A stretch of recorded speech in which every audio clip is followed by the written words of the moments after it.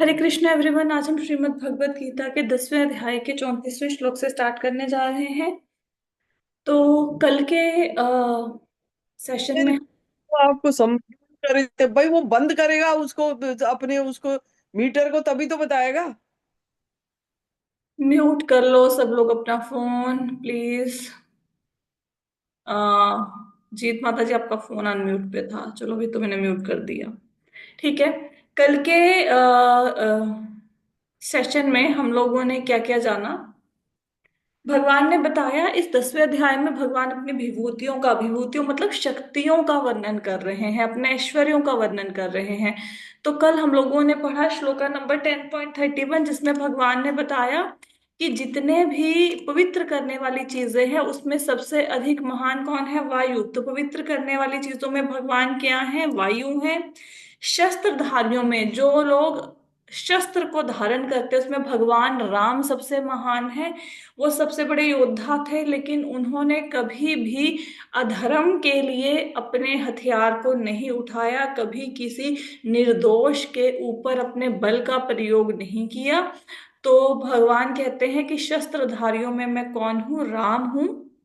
जितने भी जलचर हैं उसमें सबसे ज्यादा खतरनाक कौन होता है, घातक कौन होता है? मगरमच्छ। जैसे मछलियां इत्यादि होती हैं पानी में, बहुत सारे एक्वेटिक एनिमल्स रहते हैं, उनमें जो मगरमच्छ है वो सबसे घातक है। तो भगवान कहते हैं जलचरों में जितनी भी मछलियां हैं उनमें सबसे जो घातक है मगरमच्छ है, वो मेरा ही स्वरूप जानो।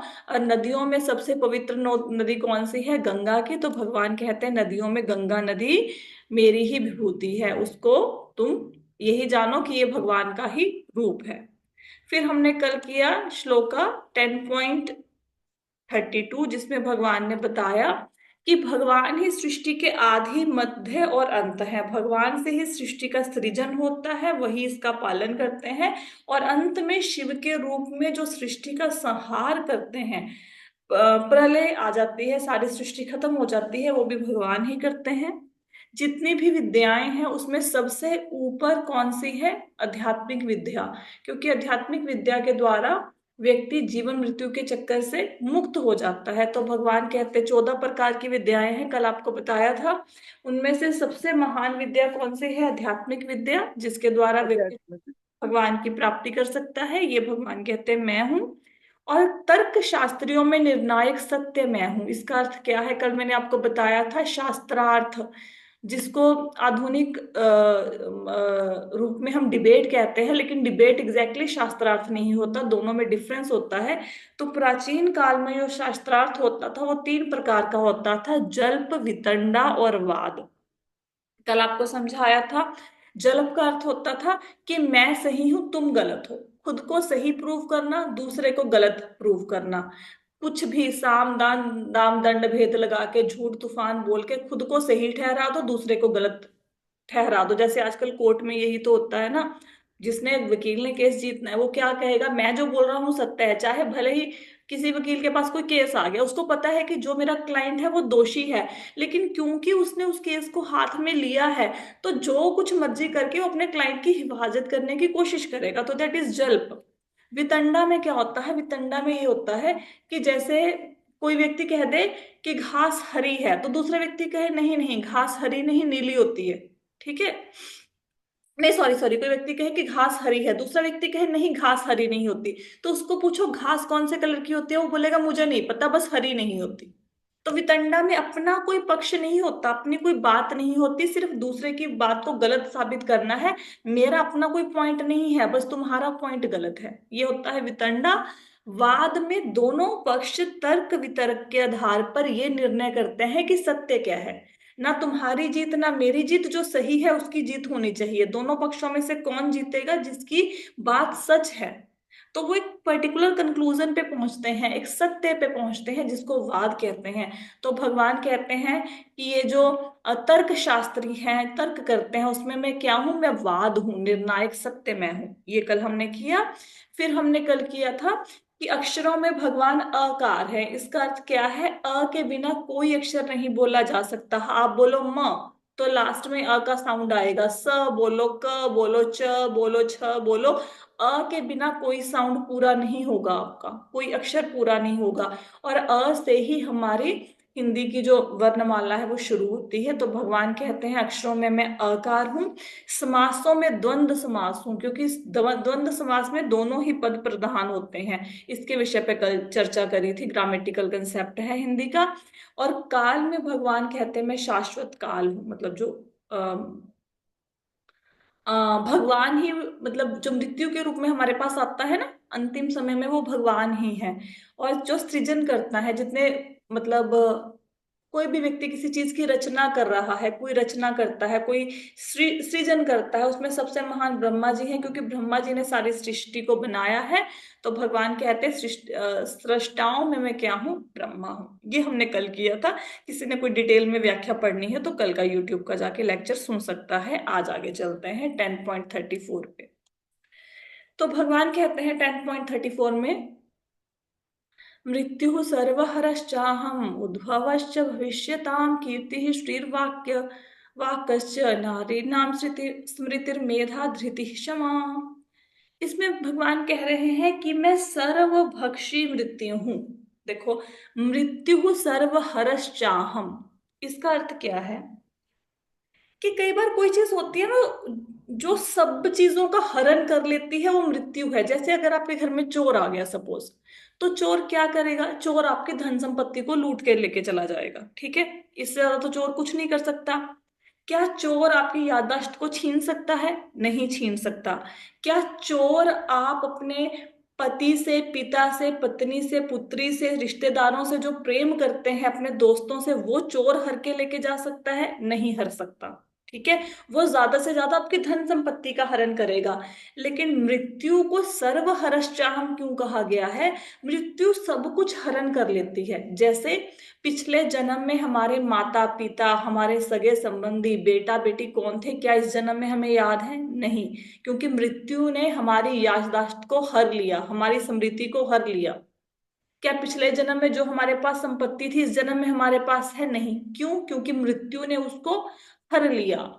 अगर भगवान मृत्यु के अंदर हरण करने की शक्ति ना डालें तो मृत्यु की अपनी कोई पावर नहीं है। आप देखो मृत्यु की सबसे बड़ी पावर क्या है, कि मृत्यु आपकी याददाश्त खत्म कर देती है। और ये कितनी बड़ी पावर है, ये पावर किसके कारण है, ये हरण करने की शक्ति किसके कारण है? भगवान के कारण है। अदरवाइज आप देखो कितना बड़ा बखेड़ा खड़ा हो जाता। कैसे खड़ा हो जाता? इस जन्म में जो आपका बेटा है या बेटी है, अगर वो उसका करियर नहीं बना, उसको जॉब नहीं मिली, वो बिजनेस में सेटल नहीं हुआ, या आपका करियर नहीं बना, या कोई माता पिता को कोई स्वास्थ्य संबंधी प्रॉब्लम है, हम कितनी चिंता में रहते हैं ना। अपनों की चिंता, रिश्तेदारों की चिंता, सगे संबंधियों की चिंता, कितनी चिंताएं हैं। तो इस जन्म में अगर मुझे अपने बेटे बेटी की, माता पिता की, पति पत्नी की इतनी चिंता है, अगर मैं मृत्यु के कारण ये ना भूलूं कि पिछले जन्म में मेरे पति पत्नी कौन थे, बेटा बेटी कौन थे, तो मुझे इस जन्म में इस जन्म के बेटे की चिंता होगी, और पिछले जन्म में जो मेरा बेटा था मुझे उसकी भी चिंता सवार रहेगी। उससे पिछले जन्म में जो मेरे माता पिता थे, बेटा बेटी थे, उसकी भी चिंता सवार रहेगी। तो मेरे ऊपर तो चिंता का बोझ कभी खत्म ही नहीं होगा। जब इस जन्म की चिंताएं हमें बहुत बड़ी लगती हैं, तो आप एक बार सोच कर देखो कि अगर मुझे सारे जन्म याद आ जाएं, कौन मेरा बेटा, कौन मेरी पत्नी, कौन मेरा पति, कितनी बड़ी चिंताएं सवार हो जाएंगी। तो मृत्यु का एक बहुत अच्छा गुण है कि ये याददाश्त को खत्म कर देती है। मतलब सारी चीजों के साथ साथ रिश्ते नातों को भी हर लेगी। हम कहते हैं कि मोह नहीं खत्म होता। जीते जी आपका घर परिवार से मोह खत्म होता है? नहीं होता। घर परिवार तो छोड़ो, किचन में काम वाली आपका एक कांच का गिलास भी तोड़ दे ना, जान निकल जाती है कि डिनर सेट हमारा खराब हो गया, है ना। तो छोटी छोटी चीजों से मोह हमारा जाता नहीं है। तो रिश्तों नातों की तो बात ही छोड़ दो, लेकिन मृत्यु जब आती है वो सारे मोह को खत्म कर देती है। खत्म हो गए ना, पिछले जन्म में कौन पति था, आज उससे मोह है नहीं, क्योंकि वो याद ही नहीं कौन था, है ना। तो मृत्यु में सब कुछ हरने की जो क्षमता है ये भगवान के कारण है, इसलिए मृत्यु को सर्वभक्षी मृत्यु कहा गया है। तो भगवान कहते हैं सर्वभक्षी मृत्यु कौन है? वो मैं ही हूं, ठीक है। आगे चलते हैं। भगवान कहते हैं मैं ही आगे होने वालों को उत्पन्न करने वाला हूं।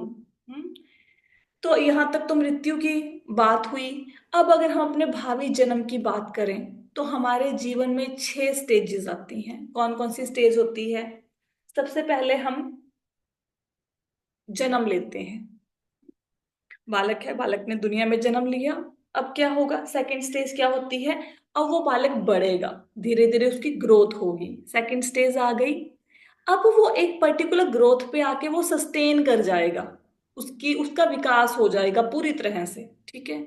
उसके बाद क्या होगा? उसकी शादी होगी और वो अपने जैसी एक संतान को जन्म देगा।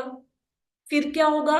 उसके शरीर कमजोर होना शुरू हो जाएगा धीरे धीरे, और एक दिन क्या हो जाएगा? उसकी मृत्यु हो जाएगी। तो 6 स्टेजेस हो गई ना, कौन कौन सी?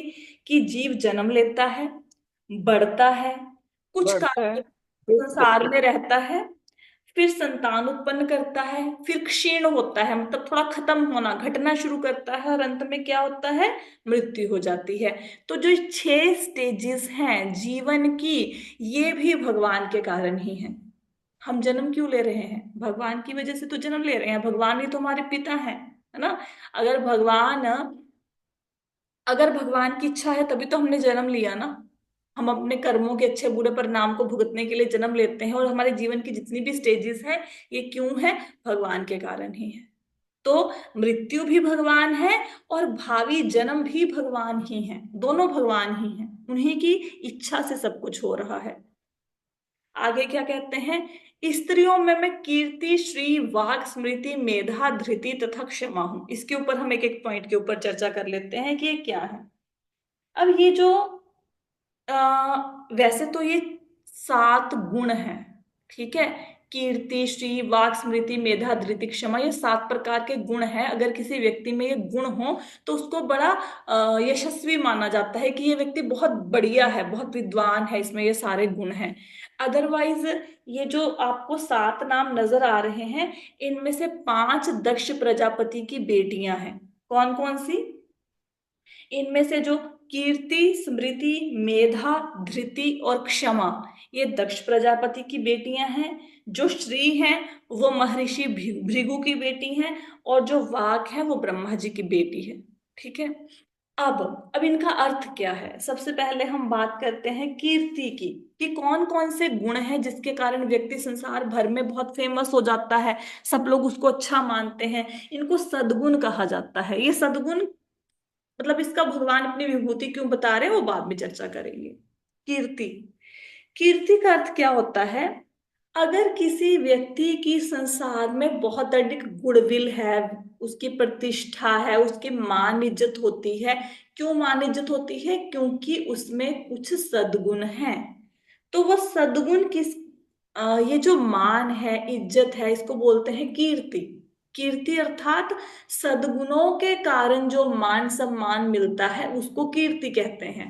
अब आप इतने सारे लोग क्लास लगाते हो, ठीक है, इनमें से काफियों को मैं पर्सनली भी जानती हूँ, और मैं प्रेज भी बहुत करती हूँ कि ये लोग बहुत अच्छे हैं। तो आप अच्छे क्यों हैं? ये अच्छाई आप में कहाँ से आई? ये आई भगवान के कारण। भगवान ने अगर आपको अच्छा ना बनाया होता तो आप अच्छे नहीं होते, है ना। ये जो आपको सद्गुण दिया है किसके कारण मिला है? भगवान के कारण। तो कीर्ति का मतलब क्या है? सद्गुणों के कारण जगत में प्रसिद्ध होना, इसको कहते हैं कीर्ति। अगर किसी व्यक्ति ने किसी का मर्डर कर दिया, तो वो पूरे संसार में प्रसिद्ध हो गया, तो उसको कीर्ति नहीं कहेंगे। वो कीर्ति नहीं है। कीर्ति का मतलब अच्छे गुणों के कारण संसार में प्रसिद्धि होना। फिर आता है श्री।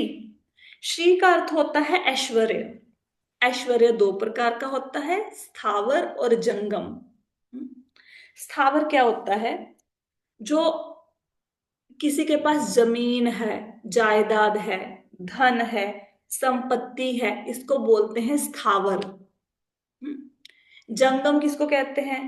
किसी के पास घोड़ा, हाथी, गाय, भैंस, ये चीजें हो तो उसको बोलते हैं जंगम। स्थावर, जंगम।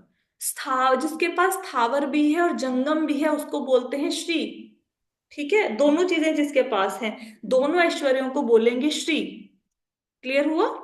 स्थावर मतलब जमीन जायदाद, और जंगम अर्थात ये जो घोड़ा, हाथी, ऊंट, बैल, ये सब हैं, इसको बोलते हैं जंगम। जिनके पास दोनों हैं, दोनों प्रकार के ऐश्वर्य हैं, मतलब उसको बोलेंगे इसके पास श्री है, ये ऐश्वर्यशाली है, ठीक है। आगे आता है इसके बाद वाक, वाणी। ठीक है। अब देखो, दो व्यक्ति हैं, उनमें से एक मूर्ख है, एक विद्वान है। दोनों बैठे हैं, अच्छा सूट बूट पहन के बैठे हैं। कैसे पता लगेगा मूर्ख कौन है? बोलने से। बोलने से। जब कोई व्यक्ति बोलेगा तब पता चलेगा ना। तो कोई व्यक्ति है मूर्ख है या विद्वान है, उसका पता कैसे लगता है? जब वो जुबान खोलता है, किसी को ज्ञान है कि नहीं है। अब बहुत सारे लोग मौन धारण करके बैठ जाते हैं, इसलिए नहीं कि उनको बड़ा कुछ चिंतन करना है, कोई मेडिटेशन करनी है, क्योंकि तब बोलेंगे ना कि कुछ बोलना आएगा। बोलना नहीं आता, सबसे अच्छी बात है मौन मौन धारण कर लो। ठीक है। जैसे मैंने आपको एक कथा सुनाई थी, प्रभुपाद जी के पास दो फीमेल्स मिलने आई। तो वो कहते कि हम लोगों ने 20 साल से ध्यान किया, मेडिटेशन की। तो प्रभुपाद जी कहते उससे क्या सीखा आपने? तो उन्होंने बोला कि हम शांत हो गए। तो प्रभुपाद जी ने बोला कि शांत तो पत्थर भी हैं। बात तो सही है ना, पत्थर क्या होते हैं? पत्थर शांत होते हैं, तो शांत होने में क्या महानता है? महानता तो इसमें है कि जो भगवान ने वाणी दी है उससे भगवान का गुणगान करें। तो वाक अर्थात बोलना, वाणी। कौन सी वाणी? जिससे जिसमें भगवान की महिमा हो, भगवान की महिमा का गान हो। हम्म तो ये हो गया आपका वाक। ऐसी वाणी बोलना जिससे आपको यश मिले, जिससे आपको प्रतिष्ठा मिले, जिससे लोग कहें कि ये विद्वान है, ये पंडित है। उसको कहते हैं वाक। जो सुनने में अच्छी लगे, कोई समझदारी की बात, मृदु भाषा में कहना। जैसे संस्कृत भाषा है, कितनी प्यारी भाषा है। ठीक है। तो ऐसे संस्कृत संस्कृत भाषा किसी को आती हो, भगवान की महिमा का गान करे, या बोलने में कोई व्यक्ति अच्छा हो, भगवान की महिमा का गान करे, तो वो हो गया वाक। अब आगे आता है स्मृति। स्मृति क्या होता है? स्मृति होता है कि कोई चीज आपने पढ़ ली, लेकिन वो याद भी तो होनी चाहिए। ठीक है। अब याद रहता नहीं है। जैसे हम कल परसों टेम्पल में गए, वहां पे पूछा 9वें अध्याय का आखिरी श्लोक कौन सा है, तो सब हम सो के बैठ गए। क्यों? क्योंकि याद ही नहीं आ रहा। और कितनी बार बताया हुआ है कि ये एकमात्र श्लोक है जो भगवत गीता में 2 बार भगवान ने बोला, मन मना भगवत भक्तो, है ना। तो याद नहीं आया समय पे। तो स्मृति का अर्थ क्या है? पढ़ी हुई बात को याद रखना। ठीक है। ये भी एक गुण है ना। तो स्मृति तो बहुत अच्छा गुण है, अगर किसी में हो, किसी की याददाश्त अच्छी हो। लेकिन याद कौन सी बातें रखता है, ये भी ध्यान में रखना चाहिए। अगर किसी की स्मृति अच्छी है, पति पत्नी का झगड़ा हो गया और वो बोले तुमने मुझे 20 साल पहले ये बात कही थी, तुम्हारी माता जी ने ये बात कही थी, ऐसी स्मृति का क्या करना है? इससे अच्छा तो स्मृति हो ही ना। हाँ, अगर कोई व्यक्ति बोले कि आज से मैंने 5 साल पहले ये लेक्चर सुना था, उसमें ये बात सुनी थी। ठीक है। जब मैं मुसीबत में फंसा, ये बात मेरे काम आ गई। तो स्मृति तो ऐसी होनी चाहिए ना। तो स्मृति मतलब कि जो सुनी हुई बात है, पढ़ी हुई बात है, उसको याद रखना, वो होती है स्मृति। आगे क्या है? मेधा। मेधा क्या होता है? जैसे बहुत बार एक कथा सुनाई है कि एक पंछी थे, वो फंस फंस जाते थे जाल में। तो महात्मा जी एक मिले, तो महात्मा जी बोले तुम ये कहना, तुम याद रखो एक बात, क्या? शिकारी आएगा, जाल बिछाएगा, दाना डालेगा, जाल में नहीं फंसना। तो तोतों ने रट्टा लगा लिया, शिकारी आएगा, जाल बिछाएगा, दाना डालेगा, जाल में नहीं फंसना। शिकारी आए, उसमें दाना डाला, तोते फिर से फंस गए। तो महात्मा को गालियां निकालते हुए जा रहे, महात्मा मिले रास्ते में, कहते आपने क्या मंत्र दिया? हमने जाप किया, हम तो जाल में फंस गए। तो महात्मा जी कहते सिर्फ याद नहीं करना था, मनन भी करना था, उसको इम्प्लीमेंट भी करना था। मतलब क्या था? शिकारी आएगा, जाल बिछाएगा, दाना डालेगा, खाने का लालच मत करना। वो तो किया नहीं, रट्टा लगा लिया, है ना। तो मेधा का मतलब क्या होता है कि जो ज्ञान पढ़ा था उसको समय आने पे उपयोग भी करना चाहिए। अगर उपयोग करना नहीं आ रहा, फिर ऐसे ज्ञान का क्या फायदा है ना। तो मेधा अर्थात जो पढ़ा है वो याद भी रखा, लेकिन याद रखने के बाद जब जरूरत पड़ी तो उसको इस्तेमाल भी किया, उस ज्ञान को। तो दैट इज मेधा, बुद्धि के द्वारा उस ज्ञान को प्रयोग किया। हम्म। फिर आता है धृति। धृति का अर्थ क्या है? धृति का अर्थ है डटे रहना, स्थिर रहना, विचलित नहीं होना। ठीक है। अपने सिद्धांत पर, जो सही सिद्धांत है उन पे डटे रहना। तो ये हो गया धृति। ठीक है। दृढ़ता। हम्म क्षमा। क्षमा का अर्थ क्या है? कथा में सुना था ना आपने, एक तो व्यक्ति है कि आपको कुछ कह के चला गया, आप उसको इग्नोर कर दो, दूसरा है उसको भूल जाओ उसकी गलती को। तीसरा ये है कि उसके लिए प्रार्थना करो कि वो दोबारा से ऐसी गलती ना करे या भगवान उसको सद्बुद्धि दें। तो क्षमा का अर्थ क्या होता है? क्षमा का अर्थ ये है कि अगर किसी व्यक्ति ने कोई अपराध कर दिया, आपका दिल दुखा दिया, आपकी कोई गलती नहीं थी, कोई भी गलती नहीं थी, किसी व्यक्ति ने आपको अननेसेसरी परेशान कर दिया, परेशानी में डाल दिया, ठीक है, आप में पावर थी, आप उसको दंड दे सकते थे, लेकिन आपने उसको दंड नहीं दिया, ठीक है। और आपने मन से गाली भी नहीं दी। एक तो होता है ना कि सामने वाले ने आपके साथ बुरा कर दिया, हम क्या कहते हैं कि भगवान देखेगा, भगवान के ऊपर छोड़ दिया, भगवान इससे बदला ले लेंगे, ये भी नहीं कहना। ऐसी प्रार्थना करना कि भगवान उसने जो मेरे प्रति अपराध कर दिया, उसका उसको इस लोक में भी कोई दंड ना मिले, उसको परलोक में भी कोई दंड ना मिले, इसको कहते हैं क्षमा, ठीक है। सामने वाले बंदे ने आपके प्रति कोई गलती कर दी, आपका मन दुखा दिया, कोई अपराध कर दिया, आप में हिम्मत थी, आप उसका मुकाबला कर सकते थे, लेकिन आपने मुकाबला नहीं किया, और आपने भगवान से प्रार्थना करी कि इस लोक में परलोक में उसको कोई दंड ना मिले, इसको कहते हैं क्षमा, जो कि बहुत ज्यादा मुश्किल है ये गुण किसी में होना, ठीक है। अगर आपको कोई ऐसा व्यक्ति मिले जिसकी कीर्ति अच्छी हो, श्री हो, वाक हो, स्मृति हो, मेधा हो, धृति हो, क्षमा हो, या इनमें से कोई भी एक विशेषता हो, तो उसके कारण उसको देख के क्या याद करना है कि इस व्यक्ति में ये चीज क्यों है, क्योंकि ये भगवान की शक्ति का कारण इसको मिला है, इसके कारण नहीं मिला, ये भगवान ने कृपा करी है, भगवान की कृपा से इसके पास श्री है, भगवान की कृपा से इसके पास कीर्ति है, अदरवाइज इसके पास कीर्ति नहीं होती। या स्वयं में भी अगर कभी कोई मान प्रतिष्ठा मिल जाए, कहीं भी आपका मतलब बहुत ज्यादा इज्जत मिले, कुछ भी मिले, जिंदगी में ग्रो कर रहे हो, तो कभी ये मत सोच लेना कि मैं अच्छा, क्योंकि मैं एक अच्छा प्रोफेशनल हूँ इसलिए मैं ग्रो कर रहा हूँ, क्योंकि मैं बहुत अच्छे से इस काम को करता हूँ इसलिए मेरा प्रमोशन हो रहा है, इसलिए मेरा करियर बन रहा है, देखो मैं कितना सुंदर हूँ, देखो मैं कितना बुद्धिमान हूँ, देखो मेरी सारी चीजें याद रहती हैं, ये सब कुछ हमारे कारण नहीं है। अगर कोई व्यक्ति सुंदर है तो वो सुंदरता भगवान की देन है, अगर किसी की स्मरण शक्ति अच्छी है तो वो स्मरण शक्ति भगवान की देन है, वो चाहेंगे तो 1 मिनट में ले भी लेंगे।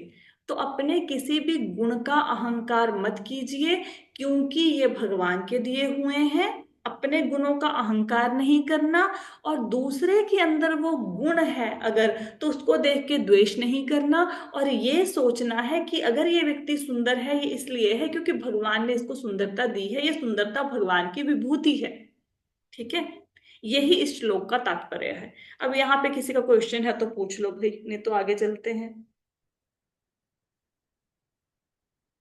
हो गया? ठीक है, आगे चलते हैं।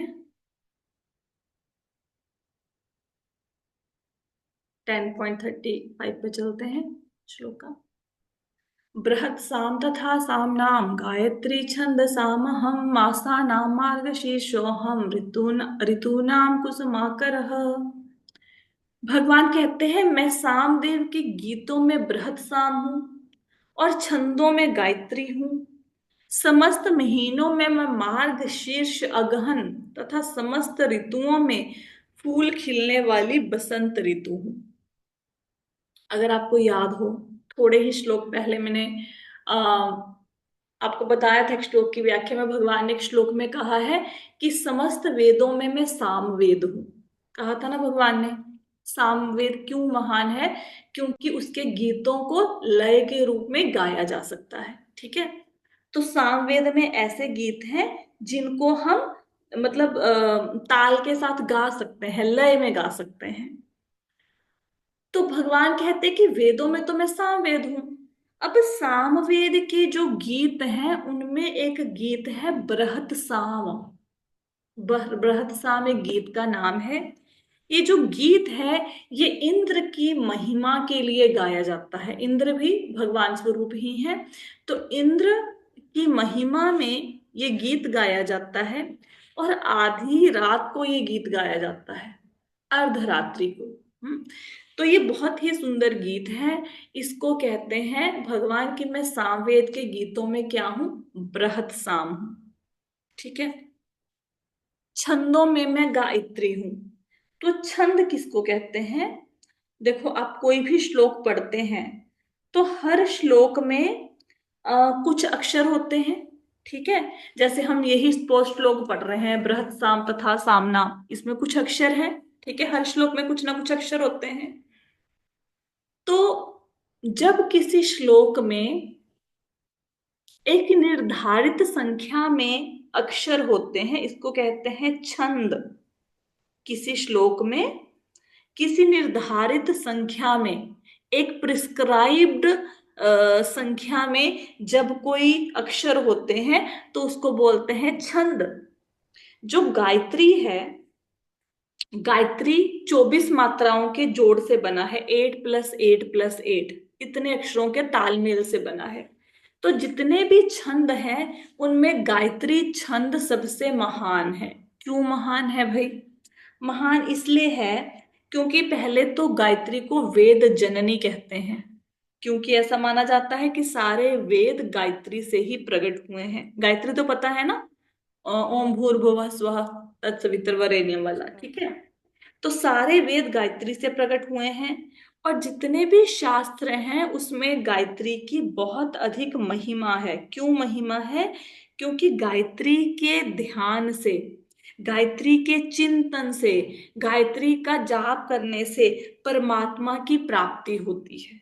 इसलिए गायत्री को भगवान ने अपनी विभूति बताया है। ठीक है। लेकिन गायत्री का जाप करने के लिए भी नियम है। ऐसा नहीं कि गायत्री कोई भी जाप कर सकता है। गायत्री का जाप करने से पहले सबसे पहले व्यक्ति को सतोगुनी होना चाहिए, उसको रजोगुनी और तमोगुनी नहीं होना चाहिए। अब आपने इस्कॉन में भी देखा होगा, हरे कृष्ण महामंत्र कोई भी गा सकता है, लेकिन गायत्री कौन गाएगा? जिसकी पहले दीक्षा होगी। ठीक है। और उसके बाद ब्राह्मण दीक्षा होगी, दूसरी दीक्षा। ठीक है।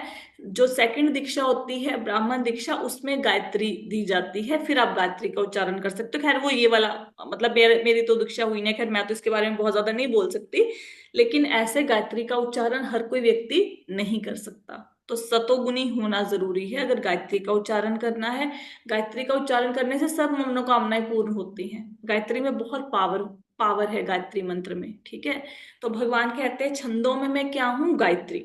छंद क्या होते हैं? एक ऐसा श्लोक जिसमें एक पर्टिकुलर संख्या में अक्षर होते हैं, जिसको सुर लय माता ताल जी। से गाया जा सकता है। हाँ जी। माता जी, रामायण में भी काफी छंद हैं। देखो, छंद अलग अलग प्रकार के होते हैं। अब हम छंद की बात करेंगे नहीं। जैसे जो ऋग्वेद है, ऋग्वेद में 7 प्रकार के छंद हैं। जैसे गायत्री है, उसमें उष्णिक है, अनुष्टुप है, बृहति है, विराट है, त्रिष्टुप है, जगती है, ये सारे छंद हैं। ठीक है। गायत्री भी छंद है। लेकिन अब उस छंदों के विषय में बात करने का कोई बेनिफिट तो होने वाला है नहीं, है ना, क्योंकि हमने कौन सा छंदों के बारे में डिटेल में चर्चा करनी है। लेकिन सब छंदों में सबसे महान छंद कौन सा है? गायत्री। वो भगवान कहते क्या है? वो मेरी ही विभूति है। क्यों भगवान की विभूति है? ये महान क्यों है? क्योंकि इससे परमात्मा की प्राप्ति होती है। ठीक है। आगे, समस्त महीनों में मैं मार्गशीर्ष अगहन का महीना हूं।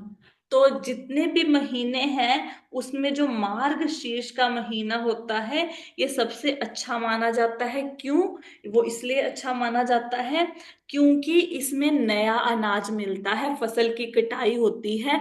तो महाभारत में क्या होता था, जब जिस जमाने में महाभारत लिखी गई, तब मार्गशीर्ष के महीने से नया साल शुरू होता था। आजकल तो जैसे हम जनवरी से, 1 जनवरी से नया साल शुरू कर देते हैं ना, अंग्रेजी कैलेंडर के अकॉर्डिंग। लेकिन महाभारत काल में क्या होता था, जो नया वर्ष है वो मार्गशीर्ष के महीने से शुरू होता था।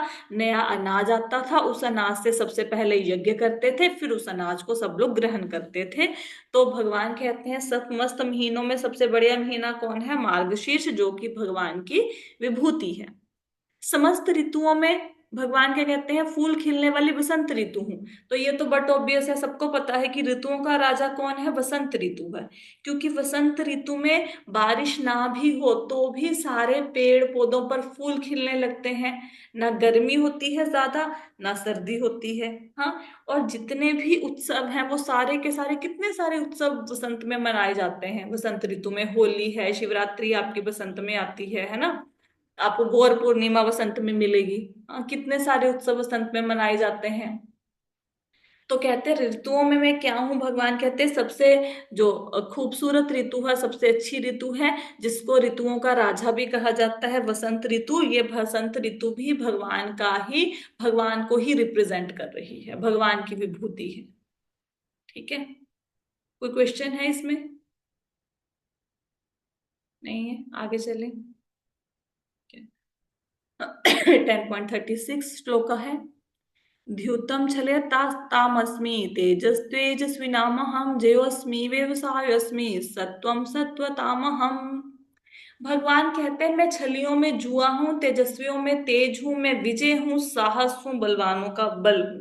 देखो, ब्रह्मांड में अलग अलग प्रकार के छलियां हैं। छलियां मतलब जो कपट करना, किसी के साथ धोखा देना, ठीक है, छल करना। तो भगवान कहते जितने भी छल हैं उनमें सबसे ज्यादा छल किस में होता है, जुए में होता है। तो भगवान कहते जितने भी छल करने वाले हैं उनमें सबसे महान भगवान है, क्योंकि भगवान से बड़ा कोई छलिया नहीं हो सकता। अगर कोई व्यक्ति कहे ना कि मैं भगवान को छल लूंगा, भगवान को धोखा दे दूंगा, तो कोई भगवान को नहीं छल सकता है। अगर भगवान छल करने पर आ जाए तो सब कुछ ले जाएंगे, लेकिन हम अगर भगवान से छल करेंगे तो हम भगवान का पार नहीं पा सकते। क्या कोई कथा याद है जिसमें भगवान ने किसी के साथ छल किया हो? बहुत सारी कथाएं हैं, याद करो। नहीं याद है? देखो भगवान, यमन के साथ, हाँ यमन के साथ जो माता वो लेके गए थे वहां पे हाँ गुफा के अंदर। हाँ, काल यवन को लेके गए पीछे पीछे भगा के। हाँ, और और दूसरा, दूसरा बलि, बलि भगवान वो बलि महाराज, बलि, बलि yes, महाराज के साथ। बलि महाराज का छल किया। किरण प्रभु जी, आपने, हरे आपको कृष्ण एग्जाम्पल याद आ रही है? हाँ हाँ, बिल्कुल माता जी। माता जी जो घटोत्कच के पुत्र वो थे, पोते थे, वो पुत्र थे वो, बर्बरीक उनका उनसे दान लिया था। हाँ हाँ बाबा श्याम जी से दान लिया हाँ, था। खाटू हाँ श्याम जी जी। की कथा आती है ना। तो भगवान अगर छल करने पे जी। आए तो वो सब कुछ छल से लेके जा सकते हैं। जैसे बलि महाराज हुए, तो बलि महाराज के पास भगवान वामन देव के रूप में आए, क्या मांगा, 3 पग भूमि, और छोटे छोटे भगवान के पैर थे, और बलि महाराज ने दे दिया 3 पग भूमि। और भगवान ने क्या किया, छल से पूरा उसका राजपाट ले लिया। ठीक है, फिर और भगवान ने कब छल किया, मोहिनी अवतार धारण किया, तो देवताओं को अमृत पिला दिया, राक्षसों को अमृत नहीं पिलाया। फिर भगवान ने कब छल किया, द्रोणाचार्य को छल से खत्म करवाया था ना, कि मर गया है कौन, अश्वत्थामा। अश्वत्थामा हाथी मरा था, लेकिन द्रोणाचार्य को लगा कि उनका पुत्र मर गया है ना। फिर कब छल किया, जब अर्जुन ने सौगंध खाई कि मैं सूर्य अस्त होने से पहले जयद्रथ का वध कर दूंगा, और सूर्य अस्त हो गया, है ना। फिर भगवान ने छल से फिर से सूर्य उदय कर दिया, है ना, और फिर अर्जुन की रक्षा करी। हाँ, फिर ब्रह्मा जी ने क्या किया, भगवान के साथ छल किया, उन्होंने उनके गैया बछड़े चला लिए, चुरा लिए, तो भगवान ने उनके साथ छल कर दिया, अपने से गैया बछड़े और पैदा कर दिए सारे, है ना। तो बहुत सारे ऐसे आपको मिलेंगी एग्जाम्पल्स। अगर भगवान छल करने पे आ गए फिर कोई उनका पार नहीं पा सकता। जैसे दुर्योधन ने भगवान से छल किया, कैसे किया, उन्होंने भगवान के लिए 56 भोग रेडी करवाए कि मैं भगवान की बहुत सेवा करूंगा तो भगवान मेरी तरफ हो जाएंगे। लेकिन भगवान कहते नहीं, मैं तुम्हारे 56 भोग स्वीकार नहीं करूंगा। क्यों? क्योंकि तुम पांडवों से प्रेम नहीं करते, उनसे तुम द्वेष करते हो। तो फिर दुर्योधन ने क्या किया, भगवान को कैद करने की कोशिश करी, तो भगवान ने विराट रूप दिखा दिया। तो अगर भगवान के साथ चालाकी करोगे तो पार नहीं पा पाओगे, क्योंकि भगवान छलिया करने वालों में सबसे ऊंचे हैं। लेकिन इस श्लोक का अर्थ ये नहीं लेना कि भगवान कह रहे हैं कि मैं छलियों में जुआ हूं तो जुआ खेलना शुरू कर देते हैं क्योंकि ये भगवान की विभूति है। नहीं, ऐसा नहीं है। इसका अर्थ है कि अगर भगवान छल करने पर आ जाए तो उनका कोई पार नहीं पा सकता, और हमें भगवान से छल करने का प्रयास नहीं करना चाहिए। फिर भगवान कहते हैं मैं तेजस्वियों में तेज हूं। अब आपने देखा होगा महापुरुषों में एक तेज होता है। आप कई बार कहते हो ना, किसी साधु संत के दर्शन करके आते हो, कि महात्मा जी के चेहरे पे बड़ा नूर था, बड़ा तेज था। और महापुरुषों का ये जो तेज होता है उसके कारण पापी पुरुष पाप नहीं कर पाते, डरते हैं, है ना। तो जो तेजस्वियों में तेज है ये किसके कारण है? भगवान के कारण है। फिर हर कोई व्यक्ति विजयी होना चाहता है, किसी को फेल होना पसंद है, किसी को भी पसंद नहीं है। हर कोई व्यक्ति पास होना चाहता है, विजयी होना चाहता है। तो अगर कोई व्यक्ति किसी चीज में जीत रहा है, भले ही कोई व्यक्ति मैच ही क्यों ना जीत जाए, तो वो विजय किसकी है? उस व्यक्ति की नहीं है, वो भगवान की कृपा है। ये विजय भगवान की विभूति है। और जो साहसी व्यक्ति हैं उनका साहस किसके कारण है? अब आपने देखा होगा, कुछ लोगों का सुना होगा, माउंट एवरेस्ट पे चढ़ गए, समुंदर पार कर गए। ये साहस कहाँ से आया? ये भगवान ने दिया उनको। ठीक है, तो साहसी व्यक्ति का साहस किसके कारण है? भगवान के कारण है। और भगवान ही बलवानों का बल है। अब प्रभुपाद जी अपने तात्पर्यों में लिखते हैं कि भगवान ने गोवर्धन पर्वत को उठाया, है ना। हम गोवर्धन पर्वत भी ना उठाएं, भगवान ने तो छोटी उंगली पे गोवर्धन पर्वत को 7 दिनों तक धारण किया। हम 7 घंटे या 7 मिनट हाथ भी, खाली हाथ भी ऊपर उठा के खड़े हो जाएंगे ना, तो हाथ दर्द करने लग जाएंगे। पहाड़ उठाना तो दूर की बात है, हम हाथ भी ऊपर खड़े होके नहीं रह सकते। और भगवान ने कितनी छोटी सी एज में गोवर्धन पर्वत को उठा लिया, कितने सारे राक्षसों को मार डाला। तो भगवान